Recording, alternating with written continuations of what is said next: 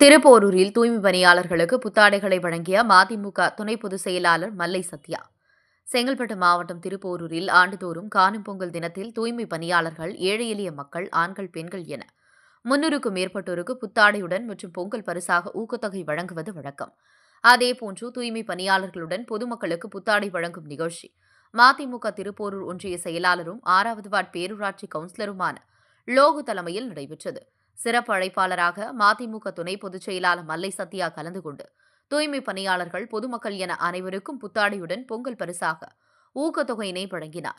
நிகழ்ச்சியில் மாவட்ட பொருளாளரும் முன்னாள் பேரூராட்சி துணைத் தலைவருமான சசிகலா லோகு உட்பட மாவட்ட ஒன்றிய நகர நிர்வாகிகள் பலர் உடனிருந்தனர். மறுமலர்ச்சி திராவிட முன்னேற்ற கழகத்தின் சார்பில், திருப்போரூர் ஒன்றிய கழகத்தின் சார்பில்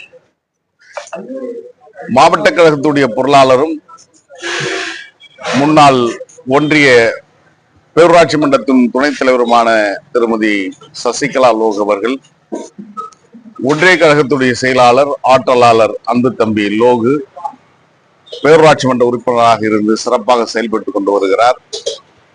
அந்த விதத்தில் தை திருநாள், பொங்கல் திருநாளை முன்னிட்டு பேரூராட்சி பணியாளர்களுக்கு, தூய்மை பணியாளர்களுக்கு புத்தாடை வழங்கி அவர்களை வாழ்த்தி இருக்கிறார். அதே போன்று வறுமை கோட்டின் கீழ் இருக்கின்ற ஏழை எளிய மக்களை அடையாளம் கண்டு அவர்களுக்கும் புத்தாடை வழங்கி உதவிகளை கொடுத்து சிறப்பாக இந்த பொங்கல் நாளை கொண்டாடி இருக்கிறார். மறுமலர்ச்சி திராவிட முன்னேற்றத்தின் சார்பில், எங்கள் அன்பு தலைவர் வைகோ அவர்களின் சார்பில் இந்த பணியை முன்னெடுத்திருக்கின்ற பேரூராட்சி மன்றத்துடைய உறுப்பினரும் ஒன்றிய கழகத்துடைய செயலாளருமான அன்பு தம்பி லோகு அவர்களை பாராட்டுகின்றோம். இது போன்ற பணிகள் தொடர்ந்து ஊக்குவிக்கப்பட வேண்டும் என்பதுதான் அனைவருடைய விருப்பம் சார்ந்த ஒன்று.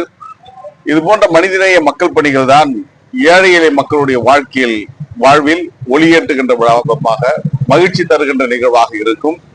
அந்த விதத்தில் தம்பி லோகு எடுத்திருக்கின்ற இந்த முயற்சி ஒரு மகத்தான முயற்சி. அவரும் அவருடைய குடும்பத்தாரும் இன்னும் பல சிறப்புகள் பெற்று வாழ்ந்திட வேண்டும் என்ற விருப்பத்தை இந்த நேரத்தில் உரித்தாக்குகின்றேன்.